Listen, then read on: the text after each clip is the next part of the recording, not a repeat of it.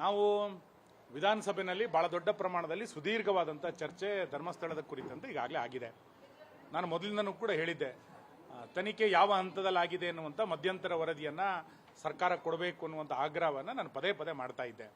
ಇವತ್ತು ಅದನ್ನು ನ್ಯಾಯಾಲಯಕ್ಕೆ ಕೊಟ್ಟಿದ್ದಾರೆ ಎನ್ನುವಂಥದ್ದು ಪತ್ರಿಕೆಗಳ ಮುಖಾಂತರ ಕೇಳಲ್ಪಟ್ಟಿದ್ದಾನೆ. ಮುಖ್ಯಮಂತ್ರಿಗಳು ಸ್ವತಃ ಸದನದಲ್ಲಿ ಒಪ್ಪಿಕೊಂಡಿದ್ರು, ಧರ್ಮಸ್ಥಳದ ಬಗ್ಗೆ ಷಡ್ಯಂತ್ರ ಆಗಿದೆ, ಪಿತೂರಿ ಆಗಿದೆ ಎನ್ನುವಂಥ ಮಾತನ್ನು ಉಪಮುಖ್ಯಮಂತ್ರಿಗಳಾಗಿದ್ದಾಗ ಹೇಳಿದರು.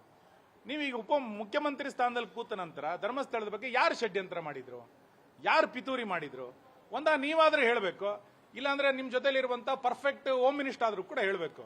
ಇಲ್ಲಿ ಪರ್ಫೆಕ್ಟ್ ಹೋಮ್ ಮಿನಿಸ್ಟರ್ ಹೇಳಲ್ಲ, ನೀವು ಅದನ್ನ ಹೇಳಲ್ಲ ಅಂತಂದ್ರೆ ನಿಮ್ಮ ಧರ್ಮಸ್ಥಳದ ಬಗ್ಗೆ ನಿಮ್ಮ ಕಳಕಳಿ ಏನು ಅನ್ನೋದು ಅರ್ಥ ಆಗೋದಿಲ್ಲ. ಒಂದು ಹಿಂದೂ ಧಾರ್ಮಿಕ ಶ್ರದ್ಧೆಯ ಬಗ್ಗೆ ನಿರಂತರವಾಗಿ ಅಪಪ್ರಚಾರಗಳನ್ನು ಮಾಡಿದಾಗಲೂ ಕೂಡ ಇಲ್ಲಿಯ ತನಕ ಯಾರ ವಿರುದ್ಧವೂ ಕೂಡ ಕಠಿಣ ಕ್ರಮಗಳನ್ನು ತೆಗೆದುಕೊಂಡಂತ ಮೇಲ್ನೋಟಕ್ಕೆ ಎಲ್ಲೂ ಕೂಡ ನಮಗೆ ಕಾಣ್ತಿಲ್ಲ. ಸಾರ್ವಜನಿಕದಲ್ಲಿ ಭಕ್ತಾದಿಗಳ ನಡುವೆ ಅದೇ ಆಕ್ರೋಶ ಇರುವಂತದ್ದು. ಇಡೀ ರಾಜ್ಯದ ಭಕ್ತರು ಧರ್ಮಸ್ಥಳದ ಬಗ್ಗೆ ಈ ರೀತಿ ಅವಹೇಳನ ಆದಾಗ ರಸ್ತೆಗೆ ಬಂದಿದ್ರು. ನೀವು ಇಲ್ಲಿಯ ತನಕ ಯಾರನ್ನೂ ಮೇಲೂ ಕ್ರಮ ತಗೊಳ್ಳಿಲ್ಲ. ಪಿತೂರಿ ಆಗಿದೆ ಅಂತ ನೀವೇ ಸದನದಲ್ಲಿ ಹೇಳ್ತೀರಿ, ಷಡ್ಯಂತ್ರ ಆಗಿದೆ ಅಂತ ನೀವೇ ಹೇಳ್ತೀರಿ. ಈಗ ವರದಿ ಬಂದಿದೆ, ನೀವು ಯಾರ ಮೇಲೆ ಕ್ರಮ ತಗೊಂಡಿದ್ದೀರಿ ಅನ್ನೋದನ್ನ ಹೇಳಿ. ಮತ್ತು ನ್ಯಾಯಾಲಯದ ಅನುಮತಿಯನ್ನು ತೆಗೆದುಕೊಂಡು ಈ ವರದಿಯ ಪ್ರಮುಖ ಅಂಶಗಳನ್ನಾದರೂ ಕೂಡ ಸಾರ್ವಜನಿಕವಾಗಿ ಹೇಳುವಂತ ಅಗತ್ಯ ಇದೆ. ಯಾಕೆಂದ್ರೆ ಲಕ್ಷಾಂತರ ಜನರ ಭಕ್ತರ ಭಾವನೆಗಳಿಗೆ ಧಕ್ಕೆ ಆಗಿರುವಂತ ಸಂಗತಿ. ಇದನ್ನು ಸಾರ್ವಜನಿಕವಾಗಿ ಕೂಡ ಹೇಳಬೇಕಾಗಿರುವಂತದ್ದು ಸರ್ಕಾರದ ಕರ್ತವ್ಯ ಇದೆ. ದಯಮಾಡಿ ಮುಖ್ಯಮಂತ್ರಿಗಳು ಇದರ ಕುರಿತಂತೆ ಸ್ಪಷ್ಟೀಕರಣವನ್ನು ಕೊಡಬೇಕು ಅಂತ ನಾನು ಆಗ್ರಹಿಸ್ತೇನೆ. ಸರ್, ಈಗ ಡಿ ಕೆ ಶಿವಕುಮಾರ್ ಅವರು ಮಾತಾಡಿದ್ದಾರೆ, ನನ್ನನ್ನು ಜೈಲಿಗೆ ಕಳಿಸ್ಲಿಕ್ಕೆ ಪ್ಲಾನ್ ಮಾಡ್ತಾ ಇದ್ದಾರೆ. ತಾವು ಕೂಡ ಹೇಳಿದ್ರೆ ಸರ್, ಮುಖ್ಯಮಂತ್ರಿಗಳು ಒಬ್ಬಂಟಿಯಾಗಿದ್ದಾರೆ ಅಂತ. ಅಲ್ಲ, ಬಿಡದಿ ವಿಚಾರದಲ್ಲಿ ಮುಖ್ಯಮಂತ್ರಿಗಳು ಏಕಾಂಗಿನೇ. ಆರಂಭದಿಂದ ಆ ವಿಷಯಕ್ಕೆ ಸಂಬಂಧಪಟ್ಟಂತೆ ಮುಖ್ಯಮಂತ್ರಿಗಳನ್ನು ಸಮರ್ಥನೆ ಮಾಡಿಕೊಳ್ಳಿಕ್ಕೆ ಯಾವ ಸಚಿವರು ಕೂಡ ಮುಂದೆ ಬಂದಿಲ್ಲ. ಒಬ್ಬ ಮುಖ್ಯಮಂತ್ರಿ ನಿನ್ನೆ ಸುದೀರ್ಘ ಪತ್ರಿಕಾಗೋಷ್ಠಿಯನ್ನು ನಾವು ನೋಡಿದ್ವಿ. ಬಹುಶಃ ಇತ್ತೀಚಿನ ದಿನಗಳಲ್ಲಿ ಇಷ್ಟು ಸುದೀರ್ಘ ಪತ್ರಿಕಾಗೋಷ್ಠಿಯನ್ನು ಮಾಡಿದಂತ ಯಾವ ಮುಖ್ಯಮಂತ್ರಿನೂ ಕೂಡ ನಾವು ನೋಡಲಿಲ್ಲ. ಅಂದ್ರೆ ತನ್ನನ್ನು ಸಮರ್ಥನೆ ಮಾಡಿಕೊಳ್ಳಿಕ್ಕೆ ಯಾರೂ ಇಲ್ಲ ಅನ್ನುವಂಥದ್ದು ಇದರಿಂದ ಬಹಳ ಸ್ಪಷ್ಟವಾಗಿ ಗೊತ್ತಾಗಿದೆ. ಮತ್ತು ಜೈಲಿಗೆ ಹೋಗಬೇಕೋ ಬೇಡವೋ ಅನ್ನುವಂಥದ್ದು ನಮಗೆ ಗೊತ್ತಿಲ್ಲ. ಯಾರು ತಪ್ಪು ಮಾಡಿದರೆ ಅವರಿಗೊಂದು ಅಳುಕಿರ್ತದೆ. ಯಾರು ಎಲ್ಲ ಒಂದು ಕಡೆ ನನ್ನಿಂದ ತಪ್ಪಾಗಿದೆ ಅಂತ ಗೊತ್ತಾದಾಗ ಮುಂದೆ ಏನಾಗುತ್ತೆ ಎನ್ನುವಂತ ಅದನ್ನು ನಿರೀಕ್ಷೆ ಮಾಡುವಂತರಿದ್ದಾರೆ. ಹಾಗಾಗಿ ಮುಖ್ಯಮಂತ್ರಿಗಳಿಗೆ ಎಲ್ಲ ಒಂದು ಕಡೆ ತಪ್ಪು ಮಾಡಿರುವಂತ ಪ್ರಜ್ಞೆ ಜಾಗೃತ ಆಗಿರ್ಬೋದು. ಆ ಕಾರಣಕ್ಕೆ ಇದನ್ನು ಹೇಳಿರ್ಬೋದು. ನಮಗೆ ಯಾರನ್ನೋ ಜೈಲಿಗೆ ಕಳಿಸುವಂತ ಅಥವಾ ನಮಗೆ ಇನ್ಯಾರನ್ನೋ ಅಪರಾಧಿಯನ್ನು ಮಾಡುವಂಥದಕ್ಕೆ ನಾವೇನು ಉತ್ಸುಕರಾಗಿಲ್ಲ.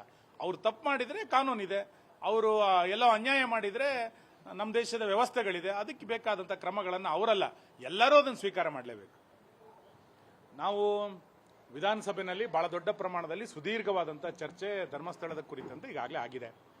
ನಾನು ಮೊದಲಿಂದನೂ ಕೂಡ ಹೇಳಿದ್ದೆ, ತನಿಖೆ ಯಾವ ಹಂತದಲ್ಲಾಗಿದೆ ಎನ್ನುವಂಥ ಮಧ್ಯಂತರ ವರದಿಯನ್ನು ಸರ್ಕಾರ ಕೊಡಬೇಕು ಅನ್ನುವಂಥ ಆಗ್ರಹವನ್ನು ನಾನು ಪದೇ ಪದೇ ಮಾಡ್ತಾ ಇದ್ದೆ. ಇವತ್ತು ಅದನ್ನು ನ್ಯಾಯಾಲಯಕ್ಕೆ ಕೊಟ್ಟಿದ್ದಾರೆ ಎನ್ನುವಂಥದ್ದು ಪತ್ರಿಕೆಗಳ ಮುಖಾಂತರ ಕೇಳಲ್ಪಟ್ಟಿದ್ದಾನೆ. ಮುಖ್ಯಮಂತ್ರಿಗಳು ಸ್ವತಃ ಸದನದಲ್ಲಿ ಒಪ್ಪಿಕೊಂಡಿದ್ರು, ಧರ್ಮಸ್ಥಳದ ಬಗ್ಗೆ ಷಡ್ಯಂತ್ರ ಆಗಿದೆ, ಪಿತೂರಿ ಆಗಿದೆ ಎನ್ನುವಂಥ ಮಾತನ್ನು ಉಪಮುಖ್ಯಮಂತ್ರಿಗಳಾಗಿದ್ದಾಗ ಹೇಳಿದರು. ನೀವೀಗ ಮುಖ್ಯಮಂತ್ರಿ ಸ್ಥಾನದಲ್ಲಿ ಕೂತ ನಂತರ ಧರ್ಮಸ್ಥಳದ ಬಗ್ಗೆ ಯಾರು ಷಡ್ಯಂತ್ರ ಮಾಡಿದ್ರು, ಯಾರು ಪಿತೂರಿ ಮಾಡಿದ್ರು, ನೀವಾದ್ರೆ ಹೇಳಬೇಕು, ಇಲ್ಲಾಂದ್ರೆ ನಿಮ್ಮ ಜೊತೆಲಿರುವಂತ ಪರ್ಫೆಕ್ಟ್ ಹೋಮ್ ಮಿನಿಸ್ಟರ್ ಆದ್ರೂ ಕೂಡ ಹೇಳಬೇಕು. ಇಲ್ಲಿ ಪರ್ಫೆಕ್ಟ್ ಹೋಮ್ ಮಿನಿಸ್ಟರ್ ಹೇಳಲ್ಲ, ನೀವು ಅದನ್ನ ಹೇಳಲ್ಲ ಅಂತಂದ್ರೆ ನಿಮ್ಮ ಧರ್ಮಸ್ಥಳದ ಬಗ್ಗೆ ನಿಮ್ಮ ಕಳಕಳಿ ಏನು ಅನ್ನೋದು ಅರ್ಥ ಆಗೋದಿಲ್ಲ. ಒಂದು ಹಿಂದೂ ಧಾರ್ಮಿಕ ಶ್ರದ್ಧೆಯ ಬಗ್ಗೆ ನಿರಂತರವಾಗಿ ಅಪಪ್ರಚಾರಗಳನ್ನು ಮಾಡಿದಾಗಲೂ ಕೂಡ ಇಲ್ಲಿಯ ತನಕ ಯಾರ ವಿರುದ್ಧವೂ ಕೂಡ ಕಠಿಣ ಕ್ರಮಗಳನ್ನು ತೆಗೆದುಕೊಂಡಂತ ಮೇಲ್ನೋಟಕ್ಕೆ ಎಲ್ಲೂ ಕೂಡ ನಮಗೆ ಕಾಣ್ತಿಲ್ಲ. ಸಾರ್ವಜನಿಕದಲ್ಲಿ ಭಕ್ತಾದಿಗಳ ನಡುವೆ ಅದೇ ಆಕ್ರೋಶ ಇರುವಂತದ್ದು.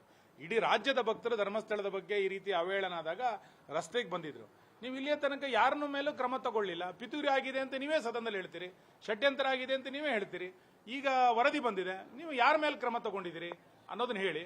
ಮತ್ತು ನ್ಯಾಯಾಲಯದ ಅನುಮತಿಯನ್ನು ತೆಗೆದುಕೊಂಡು ಈ ವರದಿಯ ಪ್ರಮುಖ ಅಂಶಗಳನ್ನಾದರೂ ಕೂಡ ಸಾರ್ವಜನಿಕವಾಗಿ ಹೇಳುವಂತ ಅಗತ್ಯ ಇದೆ.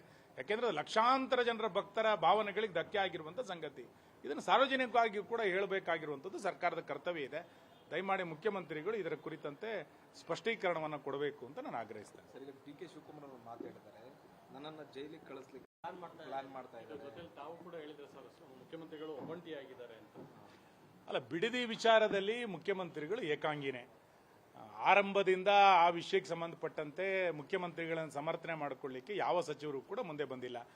ಒಬ್ಬ ಮುಖ್ಯಮಂತ್ರಿ ನಿನ್ನೆ ಸುದೀರ್ಘ ಪತ್ರಿಕಾಗೋಷ್ಠಿಯನ್ನು ನಾವು ನೋಡಿದ್ವಿ.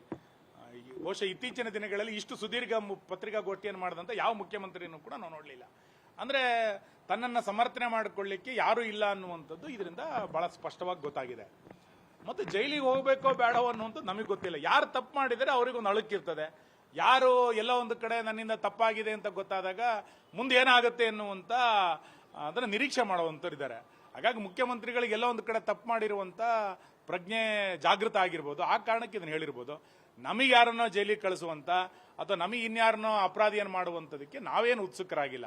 ಅವ್ರು ತಪ್ಪು ಮಾಡಿದ್ರೆ ಕಾನೂನಿದೆ, ಅವರು ಎಲ್ಲೋ ಅನ್ಯಾಯ ಮಾಡಿದ್ರೆ ನಮ್ಮ ದೇಶದ ವ್ಯವಸ್ಥೆಗಳಿದೆ, ಅದಕ್ಕೆ ಬೇಕಾದಂಥ ಕ್ರಮಗಳನ್ನು ಅವರಲ್ಲ ಎಲ್ಲರೂ ಅದನ್ನು ಸ್ವೀಕಾರ ಮಾಡಲೇಬೇಕು.